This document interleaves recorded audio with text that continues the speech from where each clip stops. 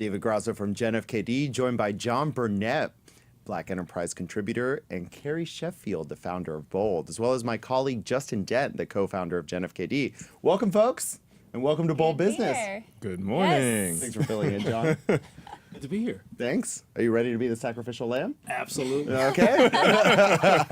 So let's get going on our action-packed hour ahead. So first off, our two first headlines are about money and romance. On the last show, Carrie mentioned a dating website that matches you with prospective lovers based on your credit score, oh my, which is called creditscoredating.com. Well, as it turns out, this idea isn't so outlandish, as more than 40% of Americans say that knowing someone's credit score would affect their, quote, willingness to date that person. This is according to a recent Bankrate survey of 1,000 adults. So what are your thoughts on this, friends? Well, I think it's important to disaggregate genders because women care a lot more about men's credit scores than vice versa. Not surprisingly. Or as a friend of mine likes to say, men are always tall when they're standing on top of their money. Oh, my Coming in goodness. hot. We're not even 5 minutes Whoa. in. Oh, my Jeez. Not my line. Carrie. That was not my line. It's just Yeah, the it just facts. came from a friend somewhere, right? Yeah. Well, anyway, let's move on after that one. We're not going to come up with anything better than that. Next, a new survey about secrets conducted by Columbia Business School revealed that Americans would rather talk about sex and infidelity than their finances to their partner. An article from MarketWatch points out that finances were the third most commonly kept secret among survey respondents. Additionally, about a quarter of millennial survey said they had lied to their partner about finances. So, why are we so uncomfortable talking about money? Because most of our financial situations suck. I mean, our sex lives tend to be better than our bank accounts, right? You probably have slept with more At least people than we you hope have in your so, savings right? if you're Yeah. a millennial. Yeah, well, I don't know. So men like to ask for the number, but not the credit score. But not the credit score, right? They want to know how many people you slept with, but not what's in your bank account. This is right? so confusing. Well, I think Nicole Lapin, who we've had on Bold before, she's the author of a couple great books, including most recently Boss Bitch. She always talks about how the fact that even among her female friends, they won't talk about their salaries. They'll talk about like getting bikini waxes down there and like the most intimate details with their girlfriends, but they won't talk about their salary history. And I think we're just sort of conditioned that way, that it's got to be very hush hush. And I think that we need to have more transparency about it. Like we need to be more open about our finances if we're going to have any like improvement. What do you mean by open? Like just being able to talk about, so like we have a consumer credit crisis in this country. We've got massive, student loan debt, auto debt, mortgages underwater. Credit card debt, yeah. And yet everyone has this mirage on Instagram or wherever, like that, that things are so much better than they are. Like, let's just get real. And I think that this is part of our culture, unfortunately. We've created this sort of mirage. It's like the emperor with the new clothes. So do you think that it also involves some level of social competition? Oh, for sure. Yeah. No, it's not like, especially for the men. I mean, I'm sorry. Like, again. In one situation where men don't have it as good. Okay, one. Okay. But it's a big one. Yeah, because I think men have a lot of pressure to be perceived as financially successful. You don't say. I mean, and women too, but I think men in particular. So it's just sort of like, yeah, you got to inflate and pretend that you're something that you're not. I mean, that was the whole Bernie Madoff cloak and dagger stuff that, he just had this big, fake, persona that he created. And we just we gotta get the facts. The truth. So anyway, funny enough, our next headline is probably my favorite. So a few weeks ago, the company Juicero became the laughingstock of the internet when a couple of Bloomberg reporters figured out that manually squeezing the company's juice packets was just as effective and even slightly faster than using the brand's fancy $400 juice machine.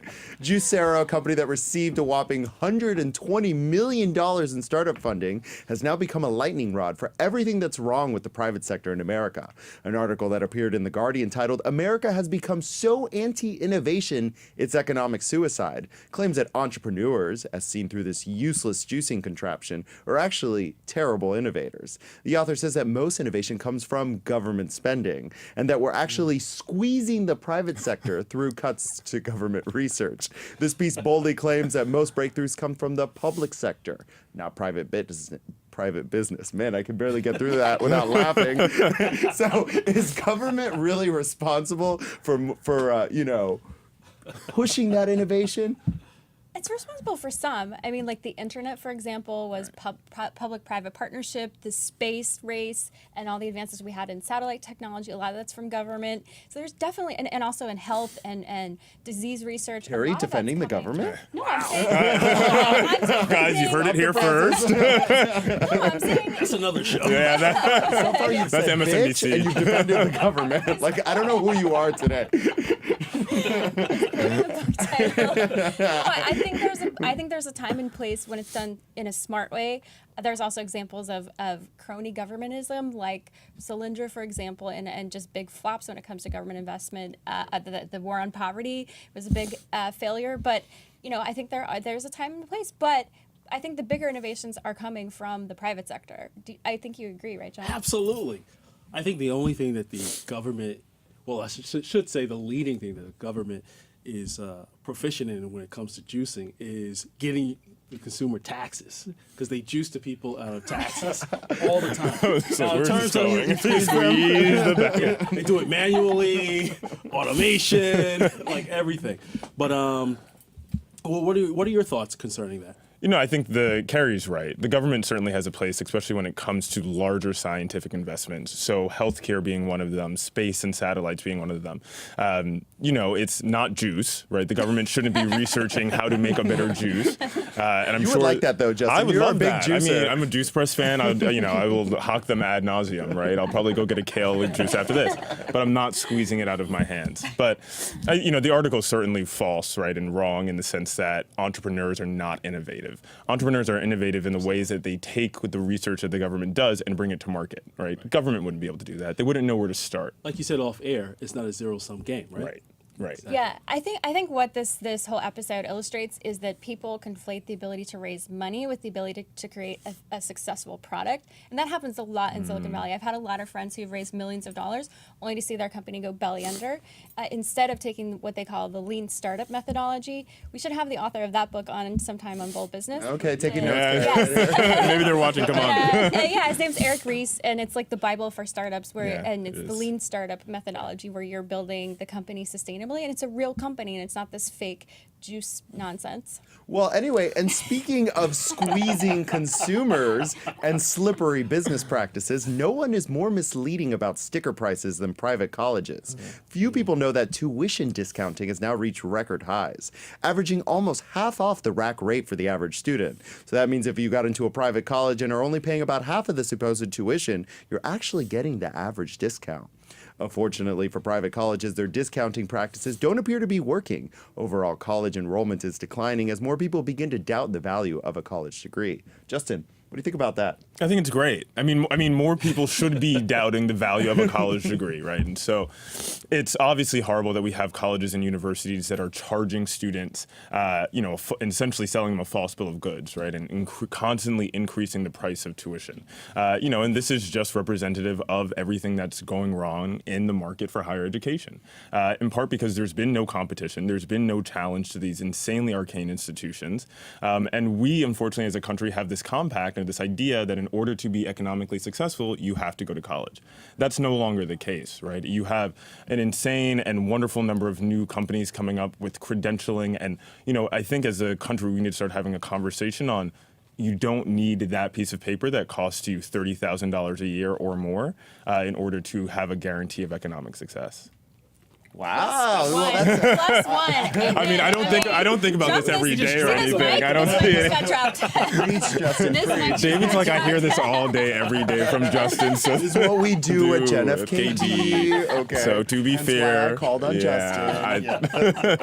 John and Carrie, do you have anything to add to that? I totally agree with everything that Justin just said, and I say this as someone who has a master's degree, so it's not like I Right. don't think that there is some value. I just think that it should be perceived as an investment rather than a consumption. I think a lot of people just go because they're on autopilot, and they're like, this is what society's telling me to do, and then unfortunately a lot of them get to campus and they're not taught to think critically, and that's what you see when I never thought in America we would see a place where students would literally beat up a professor for challenging their assumptions about something. That to me is like the end of free speech Yeah. in this country, and that's terrible. So I think that, just for the ability to think critically, you don't have to go to a classroom to do that. You can do that from your own home. You can do that from the internet.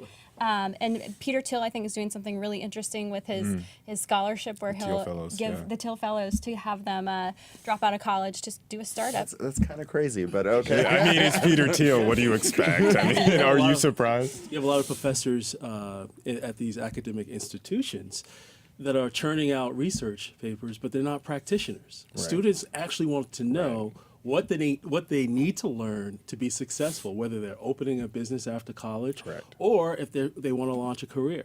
But they're not getting that practical knowledge to be successful.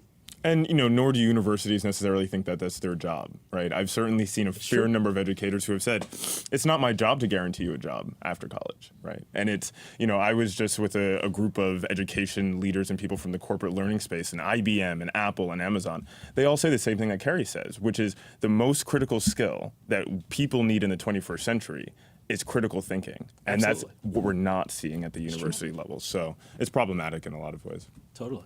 So anyway, we have to skip the last headline because we're running out of time. So thank you for joining us. My pleasure. Of course. Great to be here. So John, you ready for our